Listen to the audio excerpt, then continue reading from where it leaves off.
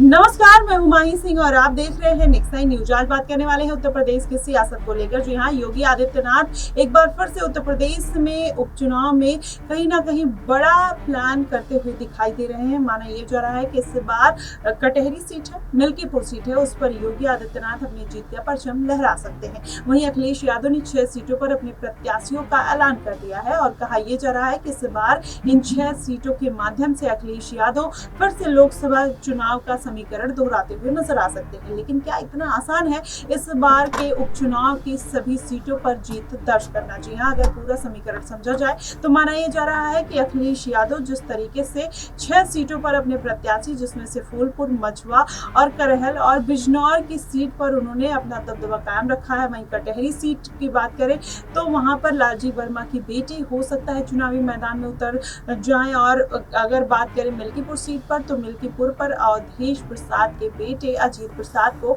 अखिलेश यादव ने चुनावी मैदान में उतार दिया है। इससे ये माना जा रहा है कि इस बार योगी आदित्यनाथ का समीकरण हो सकता है कि इन सीटों पर बिगड़ता हुआ नजर आए। लेकिन योगी आदित्यनाथ भी कहीं ना कहीं फुल फॉर्म में है। अभी अपने प्रत्याशियों का उन्होंने ऐलान तो नहीं किया है, लेकिन माना यह जा रहा है कि कई ऐसे चेहरे हैं भारतीय जनता पार्टी में, कद्दावर नेता हैं, जिन पर योगी आदित्यनाथ दाव खेलते हुए नजर आ सकते हैं। वहीं देखा जाए तो सुल्तानपुर एनकाउंटर को लेकर योगी आदित्यनाथ जिस तरीके से फंसते हुए नजर आए, कावड़ के मुद्दे पर नेम प्लेट का मुद्दा जिस तरीके से योगी आदित्यनाथ के अंगेज में जाता हुआ नजर आया, वहीं चिराग पासवान भी बिहार से अब उत्तर प्रदेश में शिरकत करने का प्रयास कर रहे हैं। क्या ऐसे में भारतीय जनता पार्टी को उत्तर प्रदेश में इसका नुकसान देखने को मिल सकता है? हालांकि देखा जाए तो एनडीए के साथ गठबंधन में है चिराग पासवान, लेकिन अगर यूपी में आते हैं और यहाँ पर चुनावी रण छेड़ने का प्रयास करते हैं तो जाहिर तौर पर कहीं ना कहीं भारतीय जनता पार्टी को एक तरीके से कह लीजिए क्रिटिसाइज करना पड़ सकता है। तो क्या वो चिराग पासवान और भारतीय जनता के बीच में क्या खाई बनती हुई नजर आएगी? ये भी बड़ा सवाल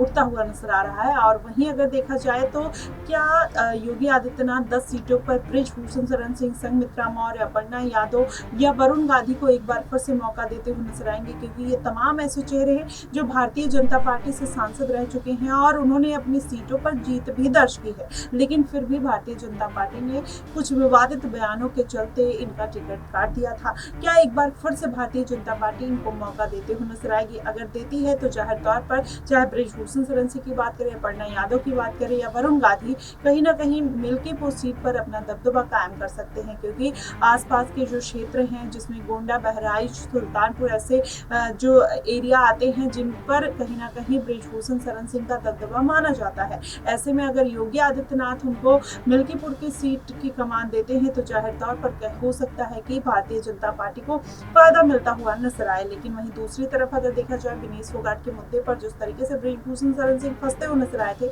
माना यह जा रहा है कि अब उनका टिकट एक बार भारतीय जनता पार्टी ने काट दिया तो शायद अब उनको टिकट ना मिले। वहीं बृजभूषण शरण सिंह ने भी एक बयान दिया था जिसमें उन्होंने साफ तौर पर कहा था कि अब वो मुंगेरी लाल बनने के सपने नहीं देखते। उनको पता है कि भारतीय जनता पार्टी अब उनको टिकट नहीं देगी। देखना ही दिलचस्प होगा कि आखिरकार क्या वाकई में भारतीय जनता पार्टी इन 10 सीटों पर किसी सीट पर बृजभूषण शरण सिंह और वरुण गांधी और संघमित्रा मौर्य, अपर्णा यादव इन सबको मौका देते हुए नजर आती है, या फिर और कई बड़े नेताओं को मैदान में उतारने का प्लान कर सकती है। फिलहाल इन मुद्दों को लेकर आपका क्या कुछ कहना है, आप हमें कमेंट बॉक्स में जरूर बताइएगा। फिलहाल के लिए बस इतना ही। देश और दुनिया की तमाम खबरों के लिए हमारे साथ बने रहिएगा नेक्स्ट नाइन न्यूज पर।